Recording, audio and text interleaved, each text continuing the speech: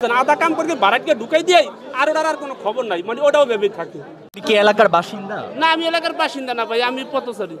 আচ্ছা আচ্ছা, এইখানে ভবনটার আসলে ধসে পড়েছে, এই ব্যাপারে আসলে ভবনটা ওই যে আপনি হয়েছে, কারণ পুরান ঢাকার ভিতরে অধিকাংশ বিল্ডিং আপনি মনে করেন কইরা রাইখে দেয়, আস্তর করে ইট গাইতেই ধুয়ে দেয়, ওইটার মেরামত ভালো মতো করে না পরে বিভিন্ন দুর্ঘটনা ঘটতে পারে। আপনি দেখেন ওর তো বিল্ডিং এর ভিতরে কোনো আস্তর নাই, বিল্ডিং এর ভিতর বাইরে কোনো আস্তর উস্তর কিছুই করে না, বুঝতে পারছেন? তখন ওইটা টেম্পার থাকে না, মানে কোনো রকম একটু বিষয় নেই, ওটা ধসে পড়ে যায়।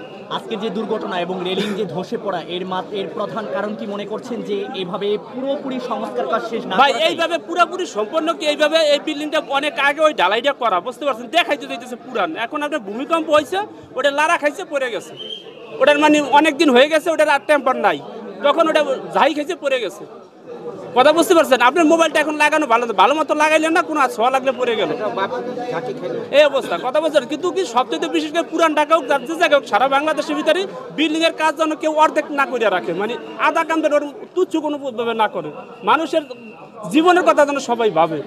একটা বিল্ডিং করলে যেন সম্পূর্ণ কাজ 16 আনা যেন শেষ করে। কথা বলতে পারছেন? আধা কাম করে বাড়াইকে ঢুকাই দিয়ে আর ওটার আর কোনো খবর নাই, মানে ওটাও ভেবে থাকে। এখন যে সামনে ভূমিকম্প, সামনে এর থেকে বড় কিছু তো হইতে পারতো, কিন্তু এইটা নিয়ে কেউ ভাবে না। কথা বুঝতে পারছেন? এইটার ব্যাপারে আপনার সাংবাদিক ভাইরা যারা আছেন বা যারা গভর্নমেন্টে যারা আছে, এইটা চিন্তা ভাবনা করে যেন পুরো ঢাকার বিল্ডিংগুলো অন্তত যেন বাইর সাইডে আস্তর উস্তর করে ভালো মতো মেরামতটা যেন সুন্দরভাবে করে। যে রেলিংটি ধসে পড়েছে সেটি কি পুরোপুরি সংস্কার কাজ করা ছিল না? এইটা কাজটা করা বহুত আগের, কিন্তু আধা কাম করে অনেক আগের রাখা, ওই যে দেখাইতে দেখতে, সেটা আমি কি বলবো? আপনার তো চোখ দিয়ে দেখতে পাচ্ছেন। আধা কাজ বলতে কি বোঝাচ্ছেন?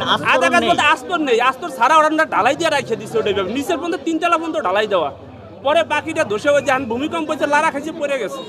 আর ওটা হলো লইসের উপরে রাখা, লইসের তেমনি আলগা একটা লইসা, মানে গোল গোল লইসের উপরে ঢালাইটা দেওয়া। এখন ঢালাইটা তো মনে করেন, আপনি মনে করেন ওটার উপরে দিয়ে সম্পূর্ণ আস্তর করে গেলে তো জিনিসটা পোক্ত হবে, কিন্তু ওটা তো পুরোপুরি পোক্ত হয় নাই, তখন ওই ঢালাই দিয়ে ওই পন্থী করে থুয়ে দিচ্ছে, বাড়ি ভাড়া চলতেছে শেষ ওই